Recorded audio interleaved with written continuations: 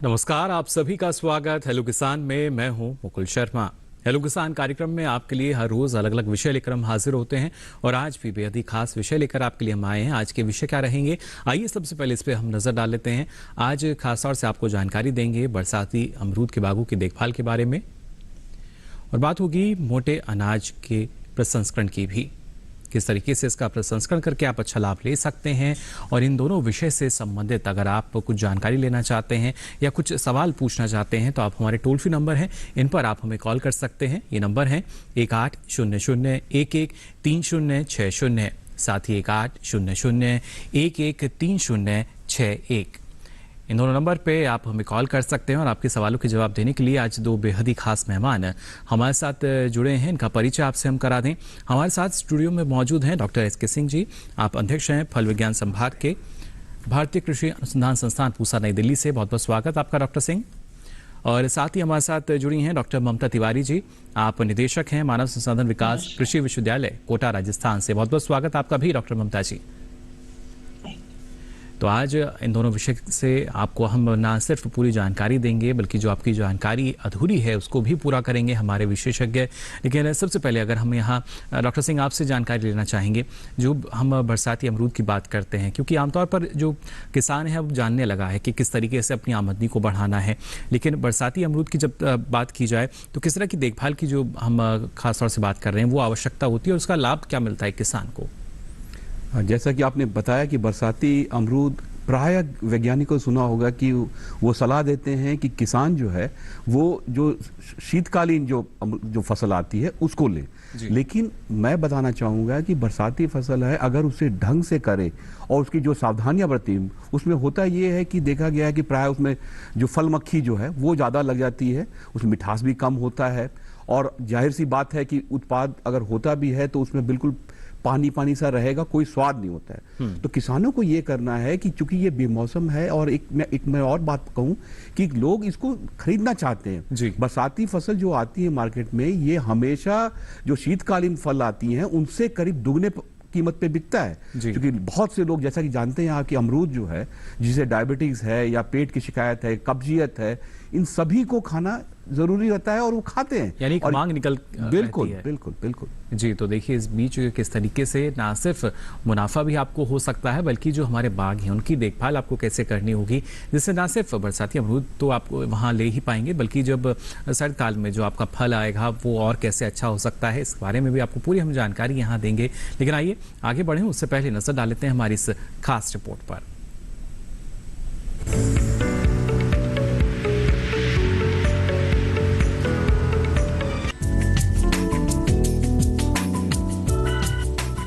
अमरूद की खेती उत्तर प्रदेश, बिहार, मध्य प्रदेश, महाराष्ट्र, पश्चिम बंगाल, ओडिशा और त्रिपुरा में की जाती है। जिन किसानों ने अमरूद के बाग लगा रखे हैं वो इस समय अमरूद के बागों की देखरेख करें। उचित देखभाल से फसल अच्छी होगी और आपकी आमदनी में इजाफा होगा। अमरूद के बगीचों में अक्सर ये समस्या देखने में आती है कि साफ सफाई के अभाव में कई तरह के कीटों और रोगों का प्रकोप बढ़ जाता है। खरपतवार भी पौधों के पोषक तत्व चुराने के साथ नमी की मात्रा को कम कर देते हैं। पलवार का इस्तेमाल करके इन समस्याओं से बचा जा सकता है।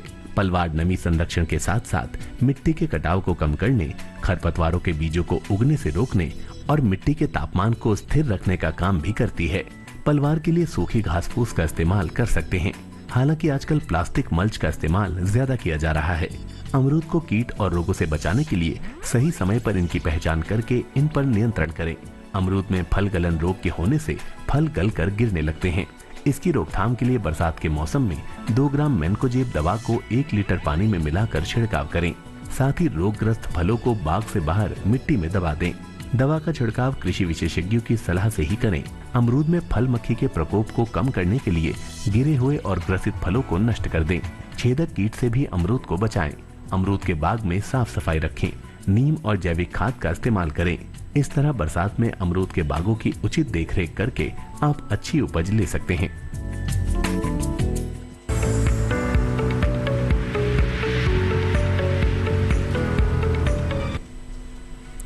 तो जाना आपने कैसे अच्छा उत्पादन आप ले सकते हैं इस मौसम में भी, और उसके साथ साथ जो मुनाफा है वो भी आप ले सकेंगे। अब आइए रुक कर लेते हैं डॉक्टर ममता जी का भी।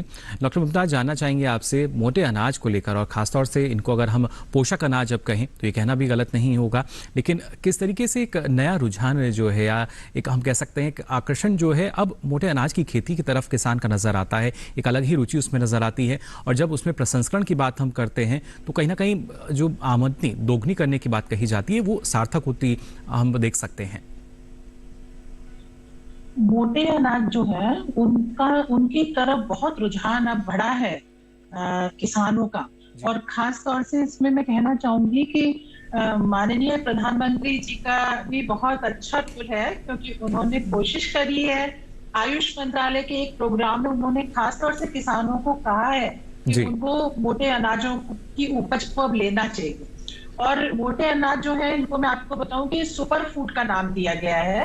ये कोर्स ग्रेन्स होते हैं। और 50 साल पहले की अगर जरा सी हम बात करते हैं तो हम देखते हैं कि हमारे देश में मोटे अनाज ही खाए जाते थे, लेकिन कुछ परंपराएं चेंज हो गई, कुछ रुझान लोगों का गेहूं और चावल की तरफ हो गया। 60 के दशक में जो हरित क्रांति आई, उसके बाद हमारे यहाँ चावल और गेहूं की उपज होने लगी, तो मोटे अनाज को धीरे धीरे लोग छोड़ने लगे। लेकिन अब वापस लोग समझने लगे हैं, और किसान भी इस बात को समझने लगा है कि मोटा अनाज अगर वो उपज में लेगा तो उसको बहुत सारे फायदे होंगे।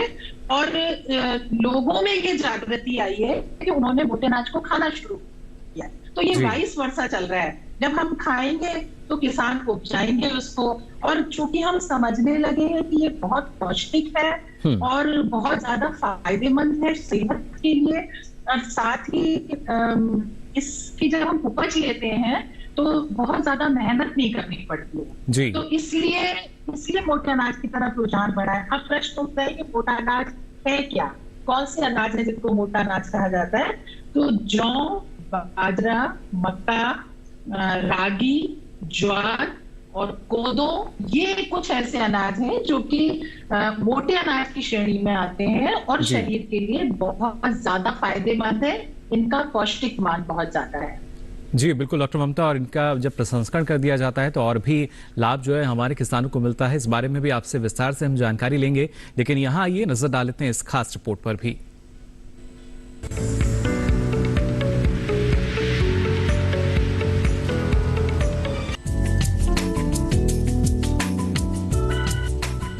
हमारे यहाँ मुख्य रूप से आंध्र प्रदेश, छत्तीसगढ़, गुजरात, हरियाणा, झारखंड, कर्नाटक, केरल, मध्य प्रदेश और महाराष्ट्र में मोटे अनाजों की खेती की जाती है। इनके अलावा ओडिशा, पंजाब, राजस्थान, तमिलनाडु, तेलंगाना, उत्तराखंड, उत्तर प्रदेश और पश्चिम बंगाल में भी मोटे अनाज उगाए जाते हैं। अंतर्राष्ट्रीय स्तर पर मोटे अनाजों की मांग तेजी से बढ़ रही है।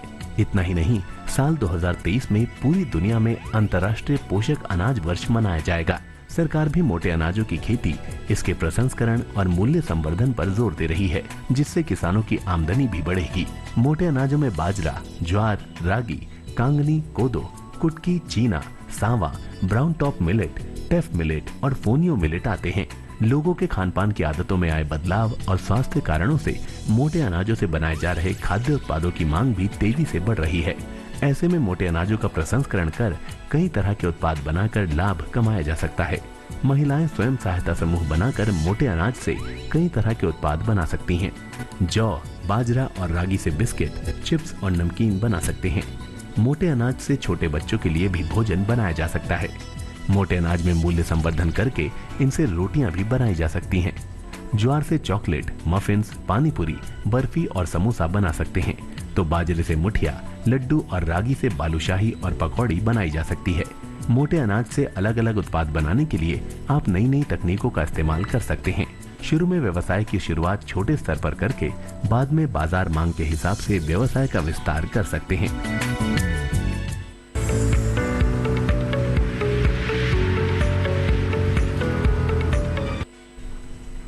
तो जाना आपने ना सिर्फ मोटे अनाज की खेती बल्कि इसका प्रसंस्करण करके भी कितने सारे उत्पाद हैं जो तैयार किए जाते हैं और अच्छी खासी मांग इनकी लगातार बाजार में बनी रहती है, जिसका फायदा किसानों को मिलता है। आपको बता दें, हमारे साथ दर्शकों के जुड़ने का सिलसिला भी शुरू हो चुका है। हमारे साथ सुशांत कुमार पटनायक जी जुड़े हैं ओडिशा से। बहुत बहुत स्वागत आपका सुशांत जी, क्या जानकारी लेना चाह रहे हैं?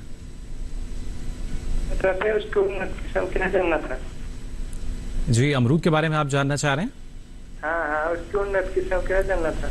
चलिए, कौन सी अच्छी इसकी किस्म है ये जानना चाह रहे हैं। डॉक्टर सिंह ओडिशा से हमारे साथ जुड़े हैं। सुशांत जी, जैसे ने आपने पूछा कि अमरूद में कौन सी अच्छी किस्म है, तो इस तरह इस समय बारिश हो रही है और इस वक्त जो नए बाग जो लगाना चाहते हैं वहाँ उसकी खड की तैयारी करने के बाद जो किस्म है उसमें जो बहुत प्रचलित है उनमें इलाहाबादी सफ़ेदा और सरदार और लाल गूदे वाली, इसमें आती हैं ललित, हिसार सुरखा और एक बाहर से आयातित किस्म है जिसे थाई पिंक कहते हैं। तो ये भी काफी प्रचलित हो रहा है। इन किस्मों को लगाने के बाद जो है ना, जो मैंने एक चीज आप जान जाएं कि जो पिंक जो पल्प वाली किस्में हैं ये थोड़ी छोटी होती है, अन्यथा जो बड़े फल जो हैं वो व्हाइट वाले में होते हैं और थाई जो किस्म है वो भी काफी बड़ा होता है। और इसमें भी जो मैं कहूँ जो उसमें जो किसान बेच के मुनाफा जो कमाता है थाई वालों में बहुत ज्यादा, क्योंकि इसमें मिठास बिल्कुल नहीं होती, उसकी भंडारण क्षमता बहुत अच्छी होती है। और होटलों में और जो मैं कहूँ कि जो व्यक्ति मीठा नहीं खा सकते, जो डायबिटिक है, उनके लिए सफेद वाले जो जितने जो वैरायटीज हैं वो ज्यादा अच्छे होते हैं। जी बिल्कुल। और इसके साथ साथ जैसे हम बात कर रहे थे कि जो किसान हैं लगभग बाहर के बारे में सभी जानते हैं, लेकिन जो अभी हमारा बरसात का अमरूद है उसमें और किस तरीके से हमारे जो किसान हैं उनको कृषि कार्य करने होंगे, इस बारे में आपसे जानकारी लेंगे। फिलहाल एक और दर्शक हमारे साथ जुड़े हैं, विपिन जी हमारे साथ जुड़े हुए हैं फोन लाइन पर। बहुत बहुत स्वागत आपका विपिन जी, क्या जानकारी लेना चाह रहे हैं? हेलो विपिन जी, आवाज मिल पा रही है आपको? कोशिश हम कर रहे हैं इनसे बात हमारी हो सके। सागर मध्य प्रदेश से हमारे साथ जुड़े हैं। फिलहाल संपर्क विपिन जी के साथ हमारा नहीं हो पा रहा है। यहाँ डॉक्टर सिंह आपसे जानकारी हम ले रहे थे अलग अलग जो बहार होती हैं उसमें जब हम बरसाती अमरूद की बात करते हैं तो ये भी ज़रूरी कि जब हमें फल मिलना है उससे पहले कई तरह की महत्वपूर्ण जो कृषि क्रियाएँ हैं वो किसानों को करनी होती हैं। तो किन किन बातों का इस दौरान उन्हें ख्याल रखना चाहिए, क्योंकि अब मानसून जो है उसका असर भी हम देखते हैं, जो बारिश है वो भी हो जाती है, तो कैसे हमारा जो अच्छा फल है वहाँ भी अच्छी गुणवत्ता हमें मिल सकती है? बहुत बढ़िया प्रश्न है। प्रायः हमने जो है किसानों को जो ये बरसाती जो फसल है इसको हम मना करते हैं, लेकिन कई क्षेत्र जैसे उत्तराखंड के मैदानी क्षेत्र है वहाँ किसान जो है इसको लगाते हैं और बरसाती फसल ही लेते हैं। और इसको उन्होंने कैसे प्राप्त किया है, इसे करने के लिए उन्होंने जो फल में मुख्य समस्या ये है कि फल मक्खी, इसका नियंत्रण उन्होंने जो पहले जो वो कोशिश करते हैं कीटनाशक का यूज करें, पहले छोटे छोटे फल बन जाते हैं तो वहाँ करते हैं। उसके बाद वो नीम के तेल, नीम के खली का पानी इत्यादि को छिड़काव करते हैं, जिससे कि ये जो है बहुत ही छोटा समय होता है, ये जुलाई के अंत तक आपको सारा फल मिल जाएगा। तो इसमें देखें ये कि ऐसा कीटनाशक ना उपयोग में लाएं जिससे कि उसके ज्यादा उसमें ये रहे अंश रहे और जो भी उसे खरीदे वो बेचारा बीमार पड़ जाए। तो देखना ये है कि हमें फल मक्खी को उस पर बैठने न देना है जो उसमें अंडा दे देती हैं और पकने के साथ ही वो सुनियां बन जाती हैं। तो एक नियंत्रण तो ये है। दूसरा, जैसा कि मैंने पहले बताया कि ये फल बहुत मीठी और बहुत स्वादिष्ट नहीं होते, तो वहां इसके सुधार के लिए मैं किसानों को हमेशा कहता हूं कि जल्दी से जल्दी जो है 2 ग्राम प्रति litre potassium sulphate, potassium salt है ये, इसे घोल कर उन पौधों पे छिड़क दें जहां फल बढ़वा ले रही हैं, जिससे कि इसमें गुणवत्ता में सुधार हो जाए, थोड़े मिठास में भी सुधार होगी, थोड़ी खुश में भी सुधार होगी। और अन्यथा ये बरसात का समय है तो इस वक्त क्या होता है कि फल थोड़े से जो है हल्के रह जाते हैं, परंतु मार्केट में अगर फल बढ़िया हो, साइज बढ़िया है तो उसकी कीमत ठीक मिल जाती है। तो अच्छा लाभ देखिए आपको कैसे मिल सकता है, इस बारे में लगातार आपको हम जानकारी देंगे। फिलहाल हमारे साथ एक और दर्शक जुड़े हैं उत्तर प्रदेश के सहारनपुर से। विनोद जी, बहुत बहुत स्वागत आपका, क्या जानकारी लेना चाह रहे हैं? हेलो, नमस्ते सर। जी नमस्कार। हाँ नमस्कार डॉक्टर साहब। नमस्ते जी, नमस्ते। सर मैं विनोद बोल रहा हूँ सर, सहारनपुर उत्तर प्रदेश से। जी मैंने सर 10-12 पौधे लगाए हैं, L49 अमरूद की वैरायटी है जी।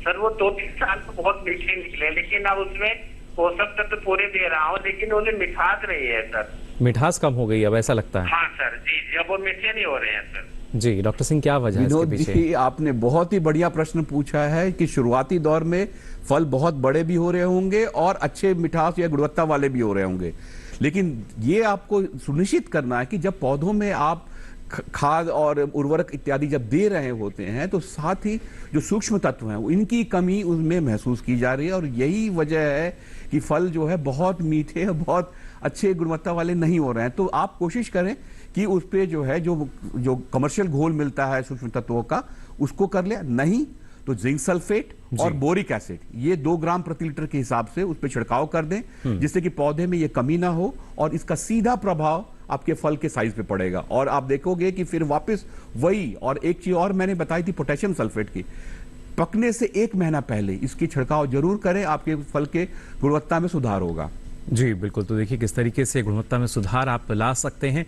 साथ ही यहाँ डॉक्टर ममता, आपसे भी हम जानना चाहेंगे, जैसा आपने बताया कि जो हमारे मोटे अनाज है, सुपर फूड जिसे अब संज्ञा दे दी गई है, ये ना सिर्फ अलग अलग, अगर किसान चाहे तो साल भर इनके जरिए अच्छी खासी आमदनी ले सकते हैं।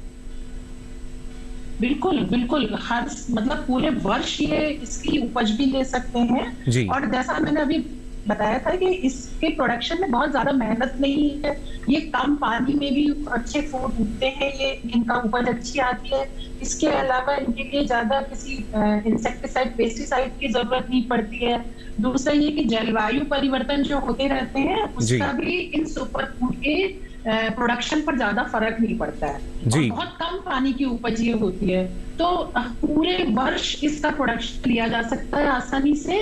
और चूंकि मैंने जैसा बताया कि बहुत पौष्टिक होते हैं, इनमें कैल्शियम बहुत है, विटामिन बहुत है, मिनरल बहुत है, इसके अंदर एमिनो एसिड्स बहुत हैं। मतलब एक उपज की अगर हम बात करते हैं तो हम ये देखते हैं कि इतने ज्यादा फायदेमंद है ये हमारे शरीर के लिए। तो जब वर्ष भर हम इनको खरीदते रहेंगे तो किसानों को मैं समझती हूँ कि इन सुपर फूड, इन कोर्स ग्रेन के प्रोडक्शन के ऊपर आगे जाना चाहिए, जिससे मतलब लोगों का स्वास्थ्य बहुत अच्छा रहेगा और हम अगर कहें कि बृहद स्तर पे हमारा भारत स्वस्थ होगा। जी बिल्कुल, तो देखिए इनकी उपज हमको लेनी ही चाहिए। और अगर हम प्रसंस्करण करना भी इसका सीख लेंगे, हम लोग अपने कृषि विश्वविद्यालय में कृषि विज्ञान केंद्रों के माध्यम से इनके मल्टी प्रोडक्ट्स बनाने की ट्रेनिंग देते रहते हैं। उस बारे में भी डॉक्टर ममता आपसे हम जानकारी लेंगे कि किस तरीके से जो प्रसंस्करण किसान करना चाहते हैं वो जुड़ सकते हैं, जानकारी ले सकते हैं। और जैसा आपने कहा कि ये पोषक से भरपूर हैं पूरी तरीके से, और उसी वजह से इनको पोषक अनाज भी कहा जाता है। लेकिन आवश्यकता तो इस दिशा में और आगे बढ़ने की, हमें भी अब यहाँ थोड़ा सा आगे बढ़ना होगा, क्योंकि फिलहाल कार्यक्रम में वक्त हो चला एक छोटे से ब्रेक का। जल्द हाजिर होंगे, आप बने रहिए दूरदर्शन किसान पर।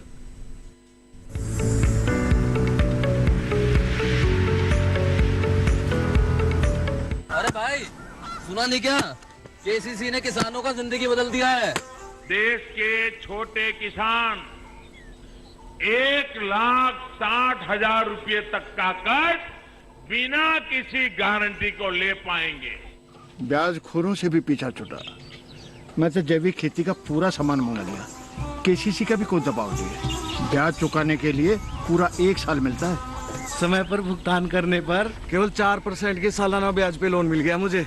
अपना आधार कार्ड, लेटेस्ट फोटो और जमीन के कागजात लेके अप्लाई करो बस। और नामांकन भरने के लिए जेब भी ढीली नहीं करनी पड़ी।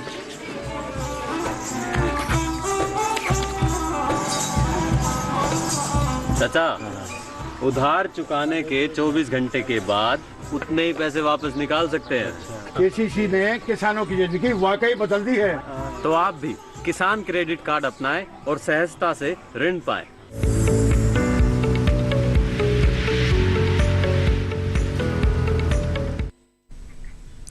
ब्रेक के बाद आप सभी का एक बार फिर स्वागत है हेलो किसान में। आज लगातार आपको जानकारी दे रहे हैं किस तरीके से जो बरसात के मौसम में अमरूद की फसल हमारे किसान लेते हैं, बागों की देखभाल आप कैसे कर सकते हैं, और साथ ही मोटा अनाज, इसकी खेती और इसका प्रसंस्करण करके कैसे आपको और अतिरिक्त जो लाभ है वो मिल सकता है। फिलहाल दर्शक भी हमारे साथ जुड़ रहे हैं, हमारे साथ गोलू जी जुड़े हैं फोन लाइन पर। बहुत बहुत स्वागत आपका गोलू जी, क्या जानकारी लेना चाह रहे हैं? जी सर नमस्कार, मैं सागर मध्य प्रदेश से गोलू कुमार बात कर रहा हूँ सर। जी सर, मेरे सवाल है सर, मेरे खेत पर सर अमरूद के पेड़ लगे हुए हैं, ठीक है ना सर? जी। तो सर वो काफी अच्छे फल थे सर, जो बारिश होती है सर तो बारिश में सर उसमें कीड़े लग जाते हैं सर, वो पकते काफी फल झड़ने लगते सर। जो फल है वो झड़ने लगता है जी, कीड़े किस कारण से लगते सर? चलिए बिल्कुल, क्या वजह की और क्या बोलो जी, जैसे कि आपने बताया कि आपके फल जो है वो कीड़े से ग्रसित हो जा रहे हैं और गिर जा रहे हैं, ये मैंने पहले भी बताया बरसाती फसल में समस्या है। और यहाँ पे जैसा कि मैंने बताया कि जब फल बढ़वाल ले रहा होता है तो शुरुआती दौर से ही आपको जो मैं कहूँ सेफ कीटनाशक है उसका एक उपयोग करना है, फिर नीम के तेल या नीम के खली का पानी इत्यादि का करना है। अगर ये भी नहीं अगर आपको मिलता है तो आप एक फ्रूट बैग आता है जो आप देखे होंगे, प्राय लोग अनार आम को ढकते हैं उससे, वो भी जो है फ्रूट फ्लाई से रोकता है। तो ये सारी चीजें लगाएंगे तभी वो फल मक्खी जो उस पर बैठ के जो अंडा दे देती हैं वो नहीं दे पाएंगी, नहीं देंगी तो फल जो है आपका स्वस्थ रहेगा, हेल्दी ग्रो करेगा और साइज का आएगा। अन्यथा अगर खुले में होगा वो तो बिल्कुल उसमें फल मक्खी अंडा दे देंगी और वो सारे फल को चौपट कर देगा। तो कोशिश करें कि फ्रूट बैगिंग कर लें या नीम के खली का पानी या नीम के तेल का छिड़काव, ये सारी शुरू कर दें आप। ये कम से कम 1.5 महीना पहले से करना है आपको। जी बिल्कुल, और खासतौर से जैसा आपने कहा कि 1.5 महीना पहले से जो अभी का समय चल रहा है उसमें डॉक्टर सिंह किस तरीके से हमारे जो किसान हैं वो ख्याल रखें और क्या स्थिति जहाँ पे अमरूद के बाग अभी लगे हुए हैं? जैसा कि अमरूद में जो फल जो है ये कुछ समय के बाद, सप्ताह के बाद, 2 दिन के बाद, 3 ऐसे पकता है चरणबद्ध। तो यहाँ जो भी उसे दिखाई दे, बाग में कोई भी ऐसा फल गिरा हुआ दिखे या उसमें छिद्र दिखाई दे, काला मार्क दिखाई दे, इसका मतलब है कि उसमें फल मक्खी ने उसको ग्रसित कर दिया है और वहीं अंडे है वहीं से निकलेंगे वो। तो कोशिश करें कि उनको लेके कलेक्ट करके दबा दें जमीन में, ये बहुत जरूरी है। अन्यथा वही इन्फेक्टेड जो फल हैं उन्हीं से ये मक्खी निकल के दूसरे जो हेल्दी वाले हैं उनको इन्फेक्ट करते जाएंगे और पूरा बाग चौपट हो जाएगा और सारे फल जो तैयार हो रहे होंगे वो गिरना शुरू कर देंगे। तो ये करना बहुत जरूरी है। और साथ ही जो मैंने पहले बताया था, इस वक्त जो है एक छिड़काव पोटेशियम सल्फेट का जरूर कर लें, जिससे कि जो बरसात में जो सड़ने वाली समस्या आती है उससे भी रोकथाम मिलेगा, उसकी गुणवत्ता में भी, फलों की गुणवत्ता में भी सुधार होगा और साइज भी इंप्रूव करेगा। तो ये दोनों चीज जरूर करें इस वक्त। पोटेशियम सल्फेट के देखिए छिड़काव से कितना फायदा आपको मिल सकता है। फिलहाल हमारे साथ एक और दर्शक जुड़े हैं फोन लाइन पर। धीरेन्द्र जी, बहुत बहुत स्वागत आपका, क्या जानकारी लेना चाह रहे हैं? हेलो जी नमस्ते डॉक्टर साहब। जी नमस्कार, जालौन उत्तर प्रदेश से हमारे साथ जुड़े हैं, क्या जानकारी लेना चाह रहे हैं धीरेन्द्र जी? डॉक्टर साहब से पूछना था कि जो बीज रहित फल अमरूद के जो आया है उसका कैसे क्या है, कौन कौन सी किस्में है उसकी? चलिए, बीज रहित अंदर फल में बीज नहीं रहता है। जी जी जी डॉक्टर सिंह, क्या जानकारी देना जैसे आपने पूछा कि बीज रहित गुआवा की जो किस्में हैं, जो अमरूद की किस्में हैं, ये कुछ आई हैं प्राइवेट, कुछ कंपनियों ने इसको लाया है भारत में, ये है, लेकिन इसके पौधे थोड़े महंगे हैं। ऐसा कुछ नहीं है कि ये मतलब बहुत हमारे जो बीज वाले युक्त जो फल हैं उनसे बहुत ही सुपीरियर, ऐसा कुछ नहीं है। उसमें पल्प होती है अच्छी, और ये है कि इसमें बीज होना चाहिए। काफी लाभदायक माना जाता है बीज। कहता हूं कि अमरूद में अगर बीज नहीं है तो उसमें की गुणवत्ता, जो रेशा आपको मिलता है खाने योग्य, वो अमरूद में वही एक वजह है कि कोलेस्ट्रॉल को अगर कम करना है तो थोड़े बीज होने चाहिए, बहुत सख्त नहीं होने चाहिए, बहुत बड़े नहीं होने, बहुत ज्यादा नहीं होने चाहिए, बट बीज हैं जिसको हम चिबा के खा जाते हैं और ये हमारे स्वास्थ्य के लिए बहुत जरूरी है। और यही वजह है कि सारे जो लोग मोटापा से ग्रसित हैं या उनको कोलेस्ट्रॉल बहुत ज्यादा है, तो वो जो ये अमरूद खाते हैं उससे बहुत ज्यादा तक उनको मतलब निजात मिल जाता है। और जैसा कि आपने बताया कि कम बीज वाली जो हमारी सारी सरकारी संस्थानों से जो सुधरी किस्में निकली हैं, जैसा कि मैंने बताया कि श्वेता है, ललित है, सार सुरखा है, पंजाब पिंक है जो गुलाबी वाले है, इसी तरह हमारे IHR बंगलोर से कुछ किस्में हैं, अमूल्या, मृदुला इत्यादि हैं, ये बहुत ही अच्छे हैं, बहुत बड़े हैं, 200 ग्राम के आसपास के होते हैं। और आप कोशिश करिए कि इन्हें मिला जुला के लगाएं, कुछ गुलाबी जो पल्प है उनकी लगाएं, कुछ सफेद वाली, कोई भी वैरायटी इसमें से इलाहाबादी सफेदा को बीट नहीं कर पाता क्योंकि उत्पाद बहुत ज्यादा होता है, फल भी बहुत बड़ा होता है, लेकिन वही जैसा कि आपने बताया कि उसमें बीज थोड़ी ज्यादा है, इसलिए। लेकिन खाने योग्य देखा जाए तो वही सबसे अच्छा होता है, मीठा में अगर देखा जाए तो बहुत ज्यादा अच्छा होता है वो। यानी देखिए उसका जो बीज है वो भी लाभदायक है और उसकी वजह से भी जो एक मांग है हम देखते हैं इस फल की लगातार बनी रहती है। फिलहाल हमारे साथ एक और दर्शक जुड़े हैं, नंदस्वरूप मिश्रा जी हमारे साथ जुड़े हैं बाराबंकी उत्तर प्रदेश से। नमस्कार सर, मैं नंदस्वरूप मिश्रा हूँ बाराबंकी से। मैं जानना ये चाहता हूँ कि मोटा अनाज पैदा करने के लिए कौन कौन सी वैरायटी ऐसी जिसमें हम उसको पैदा करें। दूसरी चीज, जिसमें ज्यादा रासायनिक ये रासायनिक खाद या दवाएं जहरीली डाली जाती, इसे बच करके हम जो है एक जैविक खेती के रूप में उसको अपनाना चाहते हैं, जिससे हमारे शरीर को फायदा पहुंचे जी, सेहतमंद अनाज भी हो और स्वस्थ हम लोग भी रहें। चलिए, बिल्कुल बहुत अच्छी बात आपने कही डॉक्टर ममता। सेहतमंद अनाज और हमारे लिए भी, स्वास्थ्य के लिए भी उतना ही लाभदायक वो रहे। किस तरीके से क्या ये कितना संभव है कि जब हम मोटे अनाज की खेती कर रहे हैं तो उसमें किसी भी रसायन का जो इस्तेमाल है वो ना के बराबर किया जाए? मिश्रा जी ने बहुत अच्छा प्रश्न किया और मुझे लग रहा है कि हमारे पहला फोन है जो मोटे अनाज को लेकर है जी। बहुत जरूरत है इस वक्त हमारे सब लोगों में जागरूकता की। और बहुत अच्छी बात आप कह रहे हैं मिश्रा जी के, चूंकि जैसे बाजरा, रागी, ज्वार, मक्का सबकी हम बात करते हैं तो इसमें किसी भी रसायन की जरूरत नहीं पड़ती है। और जब हमको इसमें किसी भी तरह के केमिकल को ऐड नहीं करना पड़ता है तो ये हमारी जैविक खेती की तरफ भी हमारा रुझान अपने आप बढ़ाएगा। और चूंकि ये सब बहुत पौष्टिक है तो जब इनको हम केमिकल रहित उपजाएंगे तो इनकी पूरी पौष्टिकता हमारे शरीर को मिलेगी। अगर मिश्रा जी बाजरे की हम बात करते हैं तो देखिए इसमें सबसे ज्यादा प्रोटीन होता है 11.6 मिलीग्राम और आयरन इसके अंदर बहुत होता है 8 मिलीग्राम। फिर इसके अंदर कैरोटीन बहुत होता है, 132 मिलीग्राम कैरोटीन होता है। कैरोटीन आंखों के लिए बहुत अच्छा होता है। आप सब जानते हैं कि प्रोटीन हड्डियों की मजबूती के लिए बहुत अच्छा है। आयरन अगर हम खूब लेते हैं तो हमारा खून बढ़ता है, एनीमिया नहीं होता। तो आप देखिए ना किस कदर पौष्टिकता से भरपूर अनाज का हम सेवन करेंगे अगर हम इनका प्रोडक्शन लेंगे। और ये स्वतः आपका जैविक प्रोडक्शन कहलाएगा, ये ऑर्गेनिक खेती के अंदर आएगा क्योंकि ये हमारा रसायन फ्री प्रोडक्शन होगा। फिर देखिए बाजरे की जब हम बात करते हैं तो कैंसर रोधी है। अगर हम बाजरा लगातार सेवन करते हैं फिर एंटीऑक्सीडेंट्स इसके अंदर होते हैं जिसकी वजह से नींद बहुत अच्छी आती है। फिर इसमें calcium, magnesium, potassium, phosphorus, zinc और विटामिन B12 होते हैं। इसमें अमीनो एसिड्स होते हैं बहुत सारे। तो मैं सोचती हूँ कि आप देखिए ना कितना हमारे शरीर के लिए फायदेमंद है बाजरा। और सरकार बहुत जल्दी मिड डे मील प्रोग्राम में और सार्वजनिक वितरण प्रणाली जो है सरकार की, उसमें इन सब अनाजों को शामिल करने वाली है जी। हमने तो अपने राधा मोहन सिंह जी जो थे हमारे कृषि मंत्री, उन्होंने 2019 में संयुक्त राष्ट्र संघ को लिखा था कि जो 2019 वर्ष है 2018 की भांति उसको भी ये मोटा अनाज वर्ष काउंट किया जाए। तो आप देखिए सरकार भी कितनी ज्यादा इंटरेस्ट लेना चाह रही है।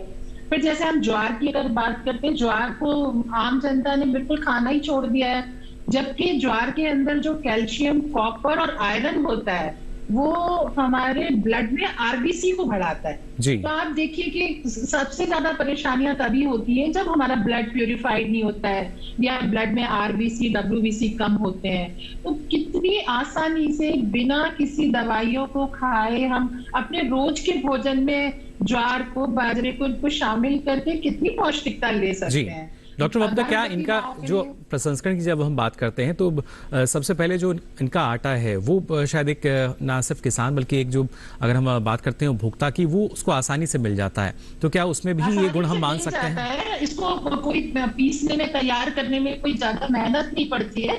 इसके अलावा कि हम आटे के अलावा भी बाजरे की सिंपल खिचड़ी खा सकते हैं, बाजरे के आटे की बिस्किट बनवा के खा सकते हैं और ऐसे ही रागी का हम दलिया भी खा सकते हैं, बिस्किट भी खा सकते हैं। बच्चों को बहुत फायदा करता है। ज्वार के बिस्किट बहुत फायदेमंद बनते हैं। तो हम इसको अपनी दलिया बहुत अच्छा होता है ज्वार का, तो इनको हमको अपने भोजन में शामिल करने की बहुत ज्यादा आवश्यकता है। और जैसा मैंने बताया कि सरकार अगर इसको सार्वजनिक वितरण प्रणाली में शामिल कर लेगी तब तो आप देखिए कि स्ट्रेटजी जैसे और भी हमारी किसान भाई इसका प्रोडक्शन लेंगे और पूरी खपत हो जाएगी उसकी। जी जी बिल्कुल। तो और भी देखिए किस तरीके से लगातार न सिर्फ मोटे अनाज की खेती को सरकार द्वारा प्रोत्साहित किया जा रहा है, किसानों को प्रोत्साहन दिया जा रहा है, बल्कि वाकई किस तरीके से ये हमारे लिए लाभकारी है, ये भी अपने आप में काफ़ी महत्वपूर्ण। इसकी भी जानकारी हम सबको होनी चाहिए, ना सिर्फ किसान बल्कि उपभोक्ताओं तक भी ये जानकारी जाना बेहद ज़रूरी है।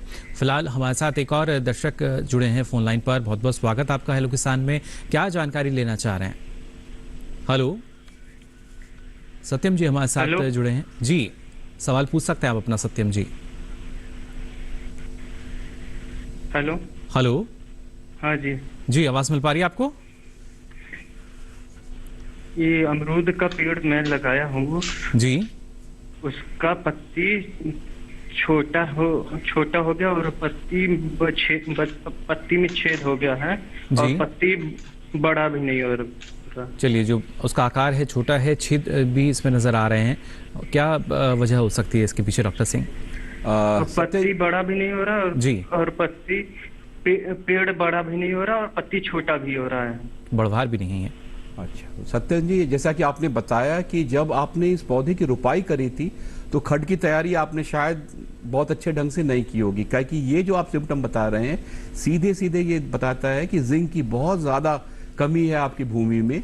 और मैं कहना चाहूँगा कि इन पौधों पे जल्दी से जल्दी, अगर सूखा दिन मिले जिस दिन बारिश ना हो, 2 ग्राम प्रति लीटर के हिसाब से जिंक सल्फेट उसका घोल बनाए, थोड़ा सा उसमें उतना ही चूना डाल दें, उसको छान के उसका छिड़काव कर दें। अगर नहीं छिड़काव कर सकते तो जड़ों के आसपास उसे डाल दें, जिससे कि पौधे को मिल जाए। और ये मिलने के बाद वो पौधों में आप देखोगे कि एकदम अलग सी ग्रोथ दिखाई देगी, पत्तियां भी चौड़ी होने लगेंगी और उन्हें बढ़वार बहुत ही बढ़िया होगा। अन्यथा जो आपका क्षेत्र है वहां पे क्षारीयपन बहुत ज्यादा है, 8-9 के आसपास पीएच है, और यही वजह है कि यहाँ पे सूक्ष्म तत्व जो है पौधे को उपलब्ध हो ही नहीं पाती, अगर जितनी आवश्यकता है भी तो नहीं हो पाती है। और यही वजह है कि फिर उनमें बढ़वार बिल्कुल ना के बराबर या रुकी हुई होती है। तो इसे आप फोलियर स्प्रे कर दें तो बहुत बेहतर होगा, और नहीं तो इसको जमीन में डाल दें, जिससे कि ये जड़ों से धीरे धीरे इस बरसाती सीजन में ले जिससे कि कमी पूरा हो जाए और उसमें ग्रोथ बढ़िया आ जाए। जी चलिए, बिल्कुल। एक और दर्शक हमारे साथ फोन लाइन पर यहाँ जुड़े हैं। बहुत बहुत स्वागत आपका हेलो किसान में। क्या जानकारी लेना चाह रहे हैं? हेलो हेलो जी, नमस्ते डॉक्टर साहब। जी नमस्कार जी, मैडम से सवाल था मेरा जी। ये मोटे अनाजों का प्रसंस्करण के शुरुआती स्तर को शुरू करने के लिए क्या सरकार की तरफ से कोई सहायता प्राप्त की जा सकती है? चलिए, जालौन से हमारे साथ जुड़े हैं उत्तर प्रदेश से और जानना चाह रहे हैं डॉक्टर ममता, अगर शुरुआत हम करना चाहते हैं प्रसंस्करण के लिए, फिर चाहे प्रसंस्करण इकाई की बात की जाए या जो अन्य उसमें क्रियाकलाप होते हैं, उसमें किसी तरह की जो आर्थिक मदद है, अनुदान की कोई सुविधा मिल पाती है किसान को? जी जी जी जी बिल्कुल। आत्मनिर्भर भारत योजना के अंतर्गत किसी भी तरह की खाद्य प्रसंस्करण इकाई अगर आप लगाते हैं, उसमें मोटा अनाज हो चाहे फल सब्जी हो चाहे किसी भी तरह की अगर आप प्रसंस्करण इकाई लगाते हैं तो 40% तक सब्सिडी है। और लगभग आप देखिए कि आपका 1 करोड़ तक का मतलब 50% तक की सब्सिडी फॉरेन गवर्नमेंट देती है, अगर आप आपकी मशीनों के ऊपर और आपके इंफ्रास्ट्रक्चर के ऊपर और आपके रॉ मटेरियल जी। तो पूरी तरह मतलब टोटल 1 करोड़ रुपए तक की छूट आपको मिल सकती है अगर किसी भी प्रकार की खाद्य प्रसंस्करण इकाई आप लगाते हैं। तो आर्थिक मदद जो है उसका प्रावधान यहाँ पर है, और इसके आर्थिक मदद का जो प्रावधान है देखिए वो रखा गया है किसानों के लिए। फिलहाल एक और दर्शक हमारे साथ जुड़े हैं झांसी उत्तर प्रदेश से। नईमुद्दीन जी, बहुत बहुत स्वागत आपका भी। क्या जानकारी लेना चाह रहे हैं? नमस्कार साहब। जी नमस्कार जी साहब, निवेदन ये है साहब कि मैंने 1 वर्ष अपने खेत में ज्वार बोई थी साहब। यहाँ प्रचलन ज्वार का कम है साहब बोने का, बुंदेलखंड झांसी में। जी बिल्कुल। तो सारे खेतों के पक्षी मेरी ज्वार को पूरा, मुझे खाली भुट्टे मिले थे साहब, कुछ नहीं मिला था जी। ये नुकसान यानी तो यहाँ पक्षियों का प्रकोप इतना मेरे खेत में हो गया था कि मुझे खाली भुट्टे ही मिले थे बस जी, और नाम मात्र को ज्वार मिली थी मुझे फसल। तो कोई विकल्प है क्या बचाने का फसल मोटे अनाज अगर यदि मैं बोता हूँ तो? चलिए बिल्कुल। डॉक्टर ममता, क्या जानकारी देना चाहेंगे अगर इस तरीके से जो फसल है वो प्रभावित होती है? हो सकता है कि ऐसा हुआ, और जैसा आपने बताया है कि आसपास किसी ने भी नहीं बोया था, इसलिए दिक्कत हुई आपको।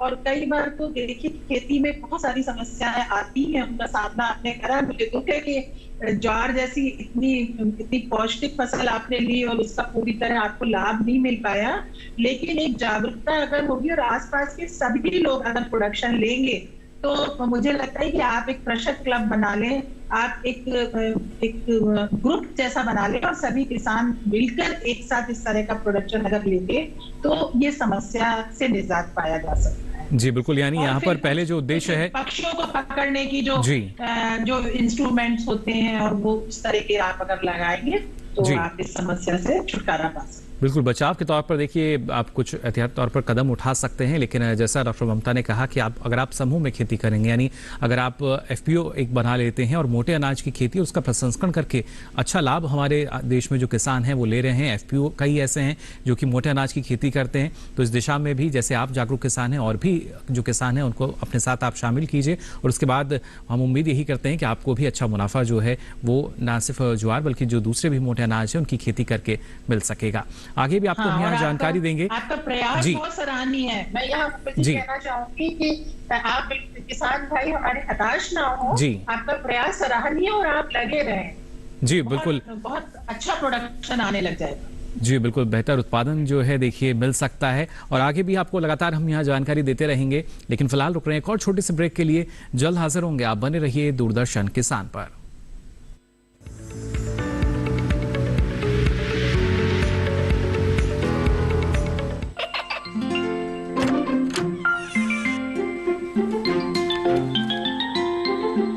ये क्या हो रहा है? काशवी, इतने कम मार्क्स?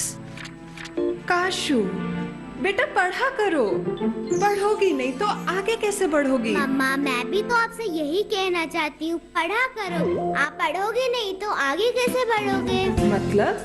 वो देखो, सिर्फ बैक पर छपा ऑर्गेनिक नहीं, ऑर्गेनिक का निशान पहचानिए। पीजीएस ऑर्गेनिक का ये लोगो उन किसानों की पहचान है जो आज भी परंपरागत विधि से रसायन मुक्त खेती कर आपके लिए शुद्ध फसल उपजा रहे हैं।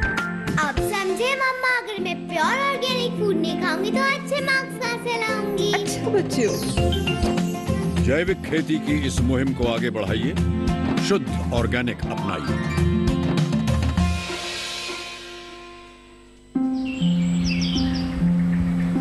अरे अरे अरे क्या कर रहा है? इधर इधर इधर, हम बोल रहे हैं तेरे बीजू का। पुतला बोल रहा है? हाँ, पक्षियों से तो हम खेत को बचा लेते हैं, पर इन घातक रसायनों से कैसे बचाएं? मतलब? देख बेटा, तू जो ये अंधाधुंध रसायन मिलाता है ना, मिट्टी की सेहत बिगड़ने लगी है और जब माटी ही कमजोर पड़ जाएगी तो उपज कैसे सेहतमंद होगी? हाँ? अरे पहले ऐसा नहीं था, पूछना अपने बड़े बुजुर्गों से, कैसे फसल लहलहाती थी, शुद्धता झलकती थी। हाँ, माटी भी तंदुरुस्त और लोग भी। पहली वाली बात कहाँ? पर अब तो सब यही डाले हैं। सब नहीं, आज भी लाखों जागरूक किसान परंपरागत विधि से फसल उगा रहे हैं, खर्चा कम और उपज की कीमत भी बेहतर पा रहे हैं। ठीक है भाई, मैं भी आज से जैविक खेती शुरू करूंगा। माटी से प्रेम की परंपरा है परंपरागत खेती।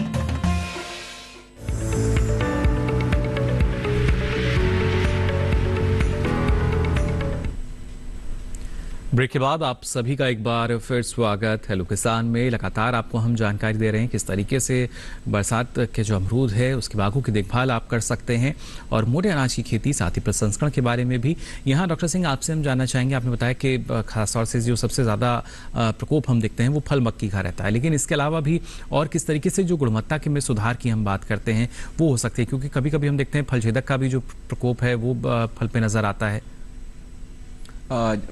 जैसा कि मैंने पहले भी बताया कि इस वक्त जो है जब फल एक बार सेट हो जाए और जैसे कि कंचे के आसपास कैसा हो जाए, उस समय से आप जो छिड़काव करना, जो एकीकृत कीट प्रबंधन जिसको कहते हैं जी, ये आपने शुरू करना है। और इसमें शुरुआती दौर में जो सेफ पेस्टिसाइड है उनको, जैसे रोगर है जो उसको बैठने नहीं देगा फल मक्खी को, तो उसे आपने डालना है। खेत में जब जुताई करते हैं तो जुताई के वक्त ये देखना है कि एक बार पलटी करने के बाद उसकी अंडे बच्चे सब मर जाते हैं। समर में जो गर्मी अभी पड़ रही थी, इसमें लोग हल्की सी करके छोड़ देते हैं और इसमें ज्यादा उसको अगर जुताई अगर नहीं करते, जो अंत जो बीच का स्पेस है उससे अच्छी जुताई करनी होती है, जो नहीं करते हैं। तो ये मतलब करना साल दर साल करना भी चाहिए जी। और इसके साथ जब मैंने बताया था कि जैसे जो हमारे पास जैविक कोई सी भी अगर कीटनाशक उपलब्ध है उसे जरूर अपनाएं। किसी की पकने पे जब ये फल आता है तो उसमें बहुत ज्यादा जहर वाली दवाइयां नहीं डालनी है, जो नीम युक्त है वो डालें, उससे आपको ये सारी जो कीट हैं उससे आपको निदान मिल जाएगा। और यही मेन समस्या है। थोड़ी सी दिक्कत आती है एक फल है, जो कहते हैं ना जो फ्रूट एंड रॉट होती, जो आगे और पीछे जहाँ फूल लगता है वहां आपको गब्बा सा दिखेगा। और ये भी अक्सर देखा गया है कि फफूंद के द्वारा होता है, क्योंकि नमी बढ़ जाती है बरसात में। तो यहाँ कॉपर ऑक्सीक्लोराइड 2 ग्राम प्रति लीटर, इसका एक छिड़काव पकने से करीब 15 दिन पहले कर दें। ये सारी इन बीमारियों को दूर कर देगा और आपके फल में जो है कोई एक दाग भी दिखाई नहीं देगा, बिल्कुल साफ फल तैयार होगा। अन्यथा जैसा कि मैंने पहले बताया, अगर इससे भी बचना चाहते हैं तो बैगिंग जरूर करें। बैगिंग जो है करने से ये होता है कि फल मक्खी भी नहीं बैठती और उसमें जो फल का जो कलर जो है बहुत सुंदर बन जाता है। और जैसा कि अब मैंने और भी बताया कि उसमें जो उर्वरक और खाद, इसकी जो आपको जो बैलेंस खाद देनी है, न्यूट्रिएंट्स देनी है, ये सारी चीजें आप करते रहेंगे, तभी ये बरसाती फसल जो है हमारे खाने योग्य और गुणवत्ता वाले होंगे। चलिए, बिल्कुल एक दर्शक हमारे साथ जुड़े हैं, राजेश जी जुड़े हैं हनुमानगढ़ राजस्थान से। बहुत बहुत स्वागत आपका राजेश जी, क्या जानकारी लेना चाह रहे हैं? हेलो राजेश जी, आवाज मिल पा रही है आपको?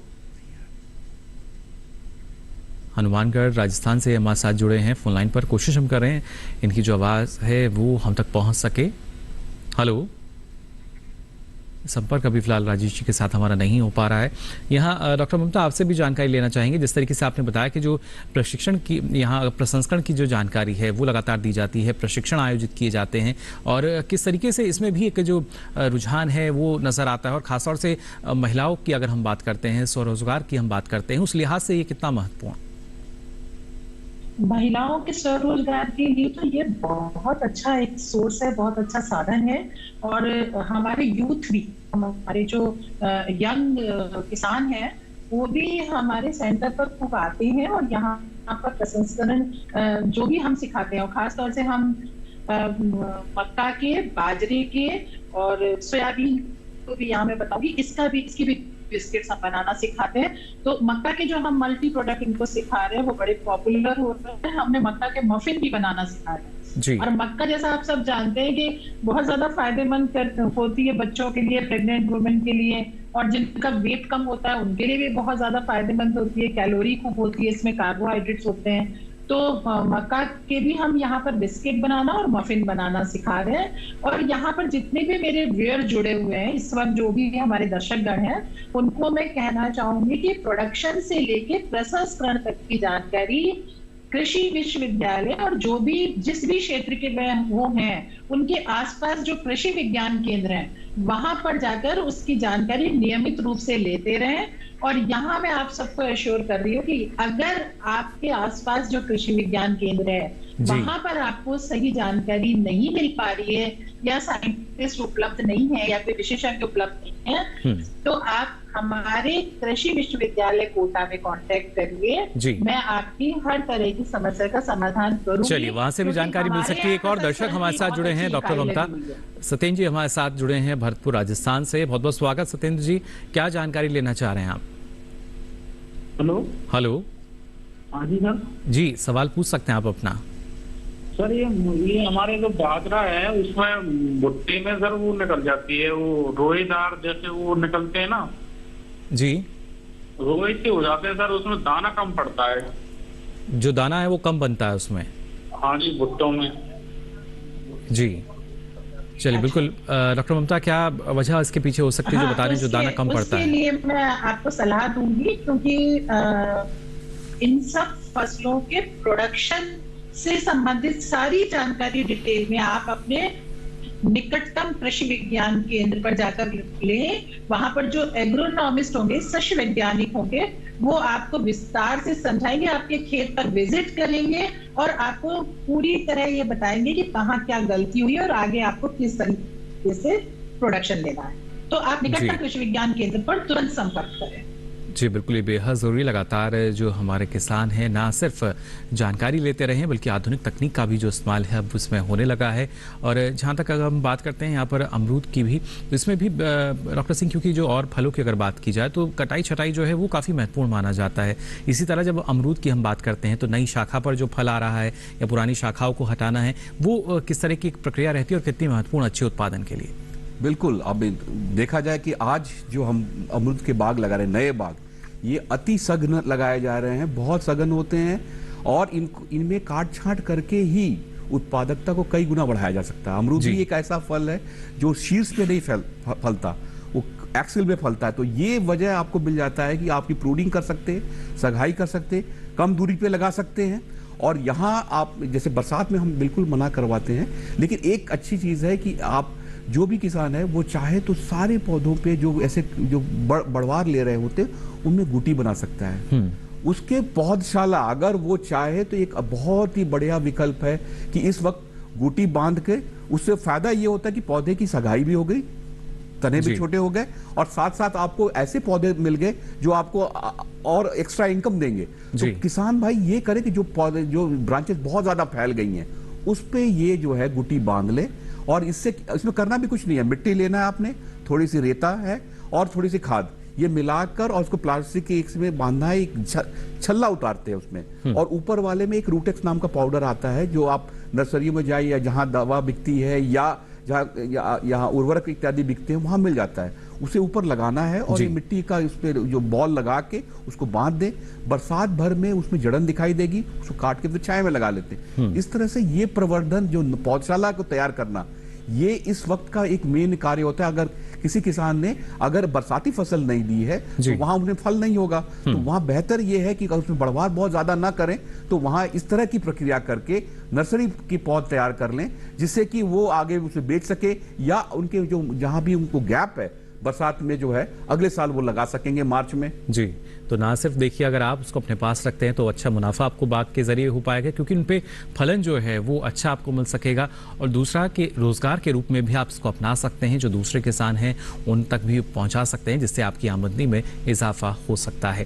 फिलहाल यहाँ हम रुक रहे हैं एक और छोटे से ब्रेक के लिए, बहुत जल्द लौटेंगे। आप बने रहिए दूरदर्शन किसान पर।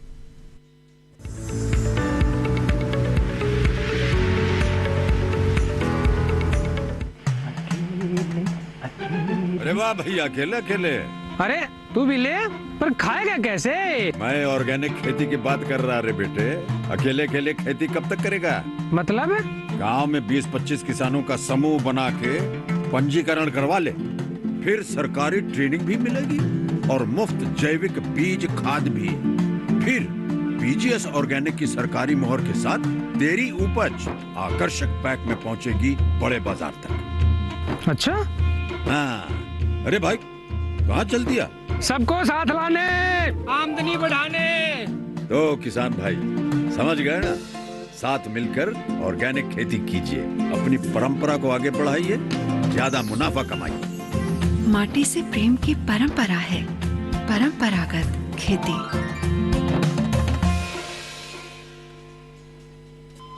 अरे सुन तो। मुझे क्या सुनाना चाहते हो? जो सुनाओ मेरी सौतन को। किसको? अरे वही तुम्हारा मोबाइल फोन जिससे सुबह शाम दिन रात चिपके रहते थे और कहते थे किसान कॉल सेंटर से बातें हो रही हैं। अच्छा ये बात है।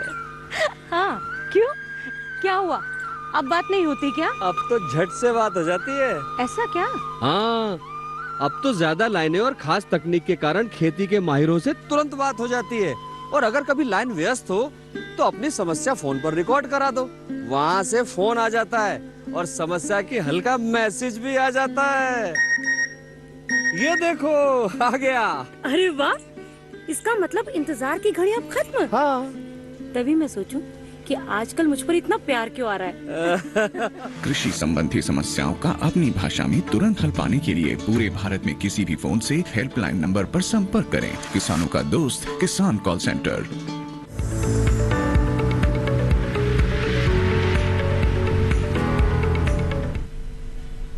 ब्रेक के बाद आप सभी का एक बार फिर स्वागत। हेलो किसान में एक दर्शक हमारे साथ जुड़े हुए हैं, इनका सवाल जल्दी से लेते हैं।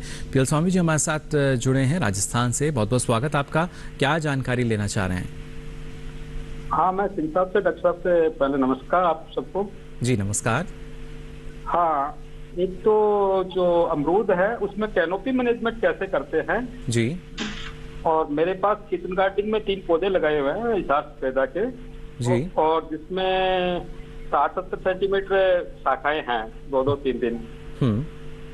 उसको किस तरह से कैनोपी मैनेजमेंट किया जाए उसका? चलिए बिल्कुल, डॉक्टर सिंह क्या जानकारी देना चाहेंगे? हाँ स्वामी जी, आपका प्रश्न बहुत ही बढ़िया है क्योंकि ये साइंटिफिक है। जो भी आप अगर उसको आपने गमले में लगाया हुआ है तो इस आगाही करने के लिए सबसे पहले जो प्रथम श्रेणी की जो प्रूनिंग होती है वो करीबन 60 से 75 सेंटीमीटर के आसपास उसको हम बिल्कुल काट देते हैं और इस पे फिर फुटाव इस पे शुरू होता है। और देखना ये है कि हम 4 या 5 फुटाव को अलग विपरीत दिशा में फैलने देते हैं। ये सारी जब करीब 1 फुट के आसपास हो जाती है तो फिर उसको पुनः काट देते हैं। इस तरह से क्या होता है कि ये पौधा बिल्कुल झाड़ीनुमा हो जाएगा, जिसे हम कहते हैं टर्शियरी। और टर्शियरी जो है उसको जो है हम ऊपर से उसी पे जो एक्सिल होती हैं, जो टिप को हम काट देते हैं इस वक्त, ये जाके फिर सितंबर में आपको फूल दे देंगी, फिर विंटर में आपको क्रॉप देंगी। तो देखना है कि टिप की हल्की प्रूनिंग जो है वो करनी होती है जिससे कि पत्तियों के एक्सिल में ये फूल आए।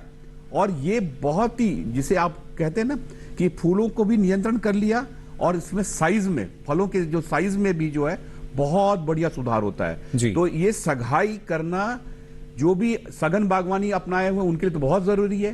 पॉट में तो जो गमलों में आप खेती करते हैं छतों पर, उसमें तो खास करके करना है ये। और ये बहुत जरूरी है कि सगाई ऐसा करे कि पौधा झाड़ीनुमा बने और उसमें ज्यादा से ज्यादा पुष्पन भी दिखाई दे और फलत भी ठीक हो जाए। जी बिल्कुल। तो देखिए, कैनोपी मैनेजमेंट यानी छत्तर की जब हम बात करते हैं वो काफ़ी महत्वपूर्ण अपने आप में, और सघन बागवानी आज के समय की मांग भी है और उसके जरिए जो किसान हैं उनको मुनाफा भी और ज़्यादा मिल पाता है। यहाँ डॉक्टर ममता, आपसे भी हम जानना चाहेंगे, जिस तरीके से आपने बताया, लेकिन ये किस तरीके से कितना ज़रूरी कि जो किसान है वो फसल चक्र में जो मोटे अनाज की फसलें हैं उनको शामिल करें?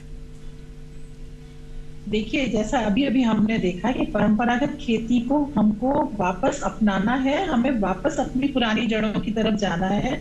हमारे यजुर्वेद तक में ये लिखा हुआ है कि ये जो मोटे अनाज है ये हमारे लिए बहुत फायदेमंद है। और मैं आपको यहाँ बताना चाहूंगी हमारे दर्शकों को खास तौर से कि आप बाजार में जाकर देखिए तो मल्टीग्रेन आटा जो है वो किस कदर महंगा है। उसकी कीमत 70 रुपए, 80 रुपए, 90 रुपए तक पर केजी है।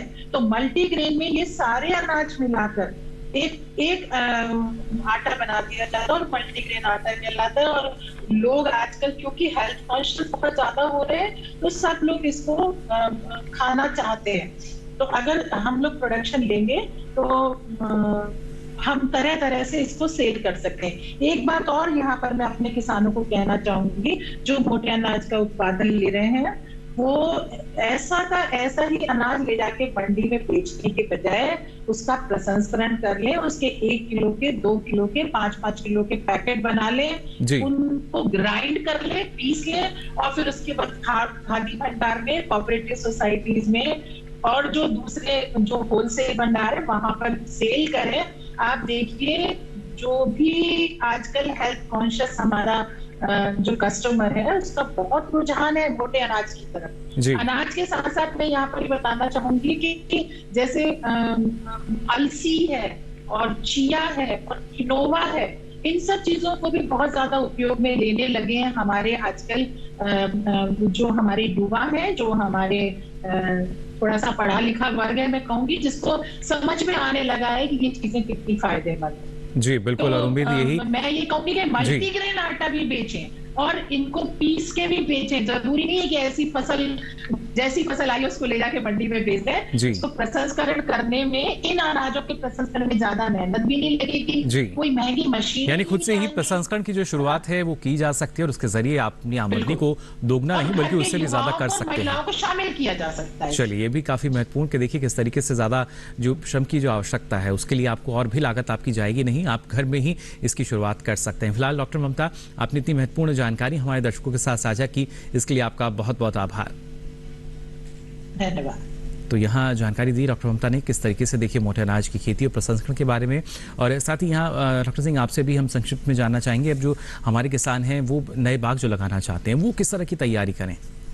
बहुत ही बेहतरीन सवाल है। इस जैसा कि हम देख रहे हैं कि बारिश अब शुरुआत हो जाएगी और ये वक्त है बहुत, जो नए किसान जो नया बाग लगाना चाहते हैं, यहाँ खड की तैयारी वैज्ञानिक ढंग से अगर वो करते हैं तो उन्हें बहुत ही बढ़िया रहेगा। जिससे जैसा कि किसान बता रहे थे कि छोटी पत्तियां हैं, फल कम गुणवत्ता वाले बन रहे हैं, ये इत्यादि सारी समस्या ये होती है जब पौधा किसान डायरेक्ट लगा देता है सर। तो यहाँ किसान ये करे कि मिट्टी की जांच के बाद उसे पता चल जाता है कि अगर उसमें क्षारीयपन है तो थोड़ा उसमें जो है, मैं ये चाहूँगा कि जिप्सम जो है ये करीबन 1 kg के आसपास उस खड्डे में 2.5 फीट जो होता है इसको खोदना पड़ता है। इसकी तैयारी पूरे ढंग से करें और उसमें जो है फिर करीब 250 ग्राम के आसपास जो है आप नीम की खली मिलाते हैं, 200 के आसपास जो है DAP मिलाते हैं और सड़ी गली गोबर की खाद, बिल्कुल सड़ी गली हो, ये करीबन जो है 8 से 10 किलो, ये सारी चीजें मिला के भर के उसे बिल्कुल मंदिर की तरह बना देते हैं और बरसात के धीरे धीरे वो बैठ जाएगा और ठंडा हो जाएगा। और जुलाई के आसपास जो है आप जो पौध जो सरकारी संस्थानों से या सरकारी नर्सरियों से या NHB प्रमाणित जो हमारी नर्सरियां वहां से लाते हैं या सरकारी हमारे शोध संस्थानों से लाते हैं, तो इन्हें लाकर इनमें जो है रुपाई शुरू करें। रुपाई के वक्त मैं ये बताना चाहूंगा कि जब भी कोई भी फल लगाते हैं तो साथ ही देखें उसका टीका जरूर लाएं जी, उसमें चाहे वो माइकोराइजा हो, चाहे ट्राइकोडर्मा हो। इन बातों का ख्याल जो है वो हमारे दर्शकों को रखना होगा, यानी किसानों को रखना होगा, जिससे अच्छा फलन जो है वो आपको मिल सके, क्योंकि यही प्रबंधन काफी बेहतर माना जाता है। फिलहाल यहाँ डॉक्टर सिंह आपने भी इतनी महत्वपूर्ण जानकारी हमारे दर्शकों को दी, इसके लिए आपका भी बहुत बहुत आभार। नमस्कार। तो जाना आप सभी ने कैसे आप ना सिर्फ अभी के मौसम का जो अमरूद है उसकी गुणवत्ता बढ़ा सकते हैं और आने वाले समय में और भी गुणवत्ता युक्त अच्छा उत्पादन ले सकते हैं। अब चलिए आपको हमारे जो अगले विषय रहेंगे उसके बारे में जानकारी दे दें, जिससे पहले से आप सवाल तैयार करें। हमारा विषय रहेगा मधुमक्खी पालन और साथ ही बात होगी हरी खाद के जरिए मिट्टी को स्वच्छ बनाने की। आपको बता दें, अगर आप अपना कोई सवाल या सुझाव हम तक पहुंचाना चाहते हैं तो आप हमें ईमेल कर सकते हैं। मेल आईडी है hellokisan2015@gmail.com। साथ ही फेसबुक के माध्यम से भी आप हमारे साथ जुड़ सकते हैं। फेसबुक पर जाकर आपको हिंदी में टाइप करना होगा हेलो किसान और यहाँ भी फिर अपना सवाल या सुझाव लिखकर आप छोड़ सकते हैं। और इसके साथ ही आप सभी को डीडी किसान कॉल सेंटर का नंबर याद होगा, याद नहीं है तो ये नंबर नोट आप कर लीजिए। नंबर है 1800113060। सोमवार से शनिवार सुबह 6 से रात के 10 बजे तक ये लाइन्स खुली हैं, इस पर भी आप अपना सवाल दर्ज करा सकते हैं। और आपको बता दें, अब ये सारी जानकारी आप देख सकते हैं डीडी किसान के यूट्यूब चैनल पर भी। इसके लिए आपकी टीवी स्क्रीन पर जो QR कोड दिखाया जा रहा है इसे आप स्कैन करें, जिसके बाद आप पहुंचेंगे यूट्यूब चैनल पर, जहां ये सारी जानकारी अब आप कभी भी कहीं भी ले सकेंगे। तो फिलहाल आज के लिए हेलो किसान में बस इतना ही। दीजिए इजाजत, नमस्कार।